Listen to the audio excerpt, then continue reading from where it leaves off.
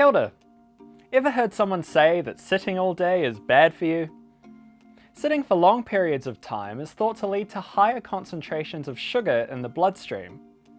It also affects the body's ability to regulate blood pressure and use fat as fuel.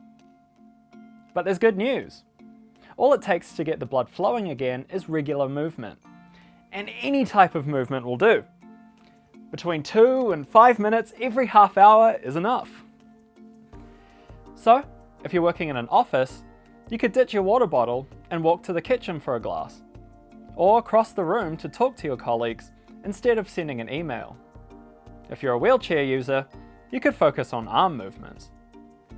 The key is to keep moving, switching posture throughout the day, and neither sitting nor standing for too long. Incorporating a standing desk into your life isn't the whole answer.